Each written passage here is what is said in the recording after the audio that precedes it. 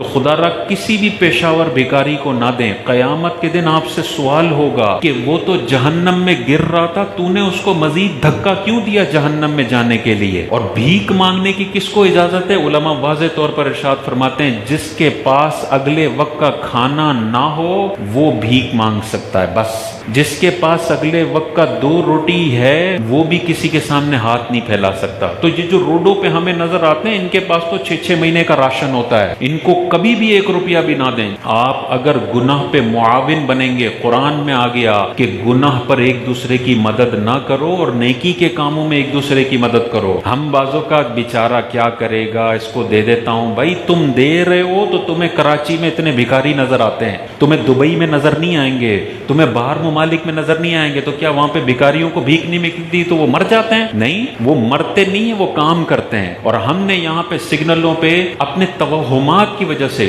اس کو نہیں دوں گا، یہ بد دعا کر دے گا، یہ فلانا کر دے گا، اس کو دے دیتا ہوں، میرا بیٹا پیدا نہیں ہو رہا تو بیٹا ہو جائے گا۔ بھائی یہ گناہ میں مدد کی جا رہی ہے، اس کا صرف وبال آئے گا تم پر، اس کی کبھی برکت نہیں آ سکتی۔ تم پیشاور بھکاریوں کو دے کے انہیں جہنم کے قریب کر رہے ہو، تو گناہ میں کبھی کسی کی معاونت نہ کریں۔ یہ پیسہ دینے والا بندہ بھی میدان محشر میں ذلیل و رسوا ہوگا کہ اللہ کہے گا کہ مسلم سوسائٹی کو میں نے حکم دیا تھا کہ تم بھیک نہ مانگو، اپنی عزتیں ادھر رکھو۔ لوگ اپنی عزتیں نیلام کر رہے تھے اور تم بھیک دے دے کے ان کی عزتیں خرید رہے تھے۔ تم نے لوگوں کو ذلیل و رسوائی پر مجبور کیا، تم بھیک نہ دیتے یہ سارے کام کرنے لگ جاتے۔ تم نے اس کلچر کو بڑھاوا دیا ہے، یہ میدان معاشر میں ہم سے سوال ہوگا۔ ہم لاکھ دفعہ چیخ چیخ کے منع کرتے ہیں، اس کے باوجود بھی لوگ پتہ نہیں کن توہمات کا شکار ہیں کہ ان کو دیے جا رہے ہیں، اور ان کی انڈسٹری دن بدن پروان چڑھتی جا رہی ہے۔ حضور کی بارگاہ میں ایک انصاری صحابی آئے اور حضور سے سوال کر لیا، مانگ لیا، تو حضور علیہ الصلوۃ والسلام نے ان سے فرمایا کہ تمہارے گھر میں کوئی چیز نہیں ہے؟ تو صحابی رسول نے فرمایا یا رسول اللہ صرف 2 چیزیں ہیں گھر کے اندر، ایک پیالہ ہے اور دوسرا ایک چادر ہے جو میں سوتے وقت اوڑھتا ہوں، بس یہ 2 چیزیں ہیں۔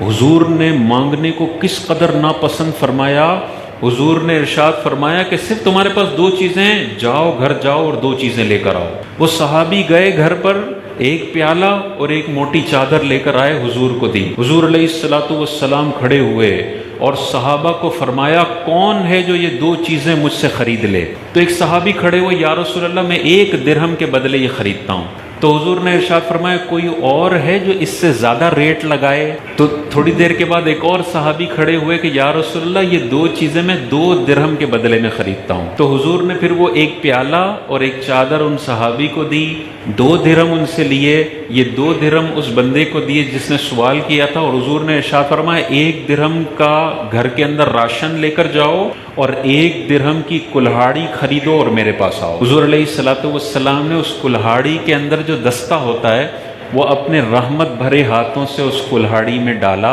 اور پھر فرمایا کہ جنگلوں کا رخ کرو اور 15 دن تک مجھے یہاں پر نظر نہ آنا، 15 دن کے بعد مجھ سے آ کے ملاقات کرنا۔ وہ صحابی ایک کلہاڑی لے کے جنگلوں میں گئے، جنگلوں سے لکڑیاں کاٹی، بیچی، 15 دن کے بعد حضور کے پاس آئے اور یہ عرض گزار ہوئے کہ یا رسول اللہ 1 درہم کی کلہاڑی لی تھی، آج 15 دن کے بعد میرے پاس 10 درہم کی دولت ہے۔